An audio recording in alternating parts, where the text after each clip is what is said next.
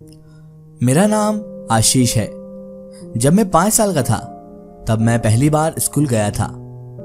उस समय मेरा दाखिला नर्सरी क्लास में हुआ था। स्कूल मुझे बहुत बोरिंग लगता था क्योंकि मैं शुरू से ही बहुत शांत स्वभाव का था। मुझे शोरगुल बिल्कुल भी पसंद नहीं था और आपको तो पता ही है कि नर्सरी क्लास के बच्चे कितना शांत रहते हैं। खैर जो भी हो, लेकिन मुझे स्कूल बहुत बोरिंग लगता था क्योंकि मुझे एकांत और शांत रहना बहुत पसंद था। इन्हीं सब के बीच मेरी लड़ाई एक लड़के से हो गई जिसका नाम अंकुश था और लड़ाई इतनी भयंकर थी कि क्लास टीचर ने अगले दिन दोनों के पिताजी को बुला लिया। मैं बहुत ज़्यादा डर गया था। डरते डरते पिताजी के साथ स्कूल गया और वह भी अपने पिताजी के साथ स्कूल आया, यानी कि अंकुश। इत्तेफाक से उसके पिताजी और मेरे पिताजी दोनों पुराने मित्र निकले। मेरे पिताजी ने हंसते हुए बोला, यह तुम्हारा बेटा है? फिर क्या था, दोनों ने मिलकर हमारी दोस्ती करा दी। उस दिन से घर से एक साथ स्कूल जाना, एक बेंच पर बैठना, एक लंच बॉक्स में खाना, स्कूल में जो करना साथ करना और फिर घर वापस साथ आना, ये हमारा मामूल हो चुका था। यही हमारा रूल था कि हम दोनों साथ साथ आता करते थे। जैसा कि आप सब लोग जानते हैं कि बच्चे बड़े शैतान होते हैं और उसी तरह हम दोनों भी बहुत शैतान थे और हमारी उम्र के साथ हमारी शैतानियां भी बढ़ती जा रही थी। किसी को परेशान करना, किसी का लंच खा जाना, किसी से मारपीट कर लेना, बुरा से अच्छा काम जो करना साथ करना। सब आगे वाली बेंच पर बैठने के लिए लड़ते थे। हमारा कब्जा पीछे बेंच पर था क्योंकि हम बैक बेंचर थे। सब प्रथम आने के लिए पढ़ते थे, फर्स्ट आने के लिए रेस लगती थी और हम पास होने के लिए। फिर थोड़े और बड़े हुए हम। अब हमने सारी हदें पार कर दी थी। हमने स्कूल बंक मारना, रिजल्ट के नंबर भी बदलना, सब चीजें करना शुरू कर दी थी और भी बहुत कुछ ऐसे कारनामे किए जो हमें नहीं करना चाहिए। और जितना याद आता था हम उतना लिखकर जरूर आते थे। अब हम 6th स्टैंडर्ड में पहुंच चुके थे। नर्सरी से 6th स्टैंडर्ड में जाने का बहुत समय लगा था, लेकिन जिसके साथ अंकुश जैसा दोस्त हो उसके लिए इतना समय पार करना कोई बड़ी बात नहीं थी। हमारी दोस्ती ऐसी हो गई थी कि हम बता नहीं सकते, उसको डिस्क्राइब भी नहीं कर सकते। जो तेरा है वो मेरा है और हम दोनों एक दूसरे को भाई से भी बढ़कर चाहते थे और एक दूसरे के लिए जान तक निछावर करने के लिए तैयार रहते थे। अंकुश को कोई लड़ता तो मैं उससे भिड़ जाता और मुझसे कोई लड़ता तो अंकुश उससे भिड़ जाया करता था। हमने एक दूसरे के पीछे इतनी लड़ाइयाँ की कि कई बार हमें स्कूल से सस्पेंड भी कर दिया गया और हमने इतनी शैतानियाँ भी की कि कई बार हमें रस्टिकेट भी किया गया। कई बार क्लास के बाहर खड़ा रखा गया और अक्सर ही हम क्लास के बाहर ही मिला करते थे क्योंकि हमारा काम था लोगों को परेशान करना, लोगों का लंच खा जाना और बहुत सारी मस्ती और शैतानियाँ करना। और जैसे जैसे हम बड़े होते आ रहे थे हम सारी हदों को पार करते जा रहे थे। हमने स्कूल का बंक मारना भी शुरू कर दिया था, रिजल्ट के नंबर भी बदलने शुरू कर दिए थे और भी बहुत कुछ कारनामे हमने किए।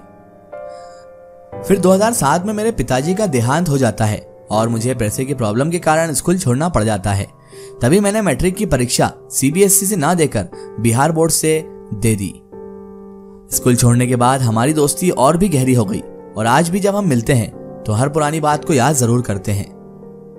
बहरहाल ये तो हमारी बचपन की कहानियां थी, लेकिन मेरी जो सच्ची मित्रता, सच्ची दोस्ती का एहसास मुझे जवानी में आकर ही हुआ क्योंकि मेरा दोस्त जो अंकुश था वो सिर्फ मेरा बचपन का दोस्त नहीं था, मेरा यार था और मेरा बिल्कुल जिगरी यार था जिसने मेरा बहुत साथ दिया।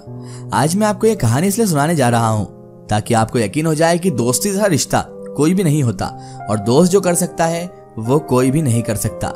मेरे पिताजी के देहांत के बाद हमारी फाइनेंशियल स्थिति जो थी वो बहुत खराब हो चुकी थी क्योंकि पैसों की बहुत तंगी आ चुकी थी। पापा इकलौते थे कमाने वाले और उसके अलावा फिर मैं था घर में, तो मुझे स्कूल छोड़ना पड़ा और काम पकड़ना पड़ा। लेकिन मेरा दोस्त अंकुश ये नहीं चाहता था और वो ये चाहता था कि मैं पढ़ लिख कर एक होनहार इंसान बनूं और साथ में ही रहें और साथ में ही कहीं जॉब पर जाएं। लेकिन कहते हैं ना कि हालात जिन्हें तोड़ देते हैं उन्हें कोई जोड़ नहीं सकता और ऐसा ही कुछ मेरे साथ भी हुआ था। मेरे पिताजी के देहांत के बाद मैंने काम धंधा पकड़ लिया और अंकुश पढ़ता रहा। उसके बाद धीरे धीरे अंकुश ने कॉलेज किया, कॉलेज के बाद डिग्री हासिल की और एक बहुत बड़ी कंपनी में उसने जॉब भी अटेंड कर ली और फिर वो अपनी काबिलियत और अपने तेज दिमाग के बलबूते पर उस कंपनी का मैनेजिंग डायरेक्टर भी बन गया और उसे अच्छी पोस्ट पर होने की वजह से उसके हाथ के नीचे सैकड़ों आदमी काम करते थे और वो एक बहुत ही अच्छा जीवन गुजार रहा था। और इधर मेरी हालत थी जो बहुत ज़्यादा खराब थी।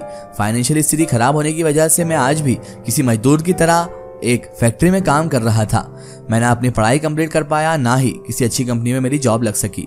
कभी कभी मुझे ऐसा भी लगता था कि यार अंकुश का बढ़िया है, लेकिन मैं कैसे कहता, क्योंकि मैं तो पिताजी के देहांत की वजह से पढ़ाई छोड़ चुका था।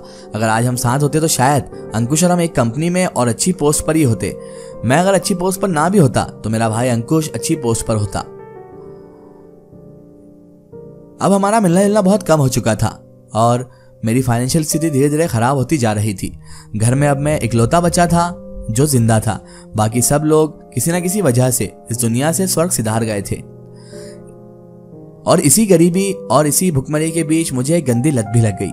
मुझे ड्रिंक करने की आदत हो गई थी, यानी कि शराब मेरे लिए बहुत ज़्यादा ज़रूरी हो गई थी। और शराब के बिना मुझे रातों को नींद भी नहीं आती थी, क्योंकि मेरे दिमाग पर इतना टेंशन और इतना अकेलापन मेरे ज़िंदगी में हो चुका था कि मैं शराब के बिना रह ही नहीं पाता था। और फिर क्या था, अंधाधुंध शराब पीना मैंने स्टार्ट कर दी। और मेरा दोस्त अंकुश अब मुझसे बहुत दूर था, उससे भी मिलना जुलना नहीं होता था।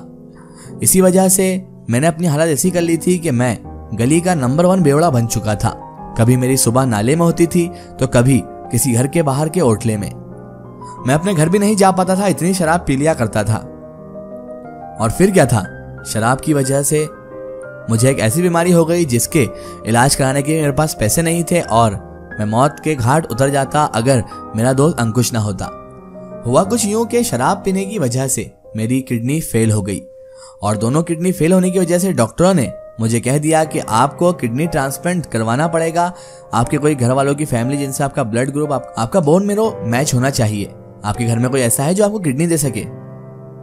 मैं उस वक्त अपने घर वालों को बड़ा मिस कर रहा था, क्योंकि आज अगर वो होते तो शायद मुझे किडनी दे देते और मेरा इलाज भी करवाते। मुझे अपने पिताजी की बहुत याद आई। उस वक्त मुझे एहसास हुआ कि माता पिता का होना या परिवार का होना कितना ज्यादा जरूरी है, और परिवार ना होने से इंसान कितना अकेला हो जाता है, यह भी मुझे उसी दिन महसूस हुआ।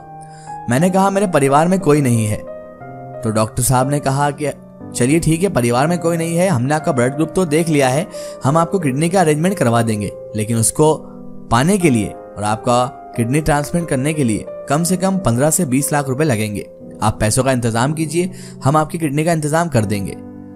जैसे ही मैंने 15-20 लाख का नाम सुना तो मेरे होश ही उड़ गए, क्योंकि उस वक्त मेरी जेब में 15 से 20 रुपए तक नहीं थे। और मैं हताश वापस अपने घर चला गया। घर जाकर मैंने पूरा घर खंगाल दिया।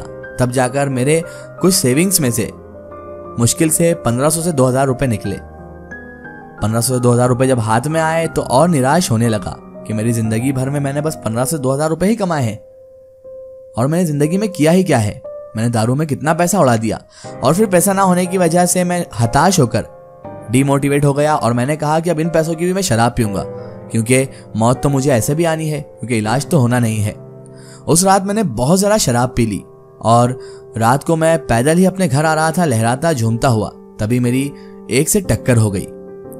एक कार वाला जिसकी गाड़ी के आगे मैं आ गया और जैसे ही उस कार वाले ने मुझे ठोका तो मैं उसके बाद होश भूल गया और बेहोश हो गया।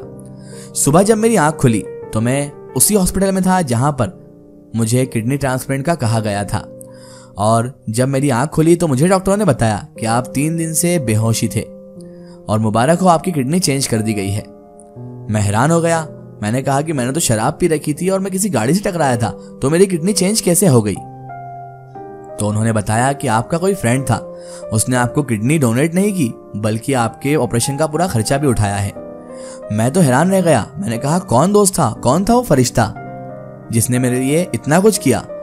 तो उसने बताया, यानी कि उस डॉक्टर ने बताया कि वो उसका नाम अंकुश था और वो आपसे बहुत लगाव रखता था, क्योंकि जब आपका ऑपरेशन हो रहा था तो बेचारा बाहर बैठकर बहुत रोता रहा और उसने काउंटर पर आपके लिए कुछ पैसे भी जमा किए हैं और वो कहकर गया था कि जैसे ही ये होश में आ जाए तो इसे पैसे दे देना। जैसे ही मैं काउंटर पर गया और वहां पर से मैंने पैसे लिए तो पैसे के साथ एक नोट भी था और उस लेटर में लिखा हुआ था कि मेरे दोस्त, क्या तूने इतना पराया समझा है मुझे कि इतनी तकलीफ में होने के बावजूद भी तूने मुझे एक बार याद भी करना सही नहीं समझा? भले ही मैं कितने भी अच्छे लेवल पर पहुंच जाऊं, लेकिन तेरे लिए तो बचपन वाला अंकुश ही रहूंगा। और हाँ, ये पैसों से शराब वराब मत पी लेना, इससे कुछ अच्छा काम ढूंढ और काम करने लग जा। मैं इसी सिलसिले में बाहर जा रहा हूं और मुझे डॉक्टरों ने सब बता दिया है कि तेरी किडनी फेल किस वजह से हुई थी। साले, अगर अब तूने शराब पी तो याद रखना, वापस आकर मैं तुझे सही में गाड़ी से उड़ा दूंगा। अभी तो तू बच गया, लेकिन ध्यान रखना आने वाले टाइम में नहीं बचेगा। तेरा प्यारा दोस्त अंकुश। जब मैंने ये लेटर पढ़ा तो मैंने भगवान का बहुत शुक्र अदा किया कि भगवान ने मुझे भले ही मेरे परिवार वाले ना दिए, लेकिन मुझे एक ऐसा दोस्त दिया जो मेरे पूरे परिवार के बराबर था।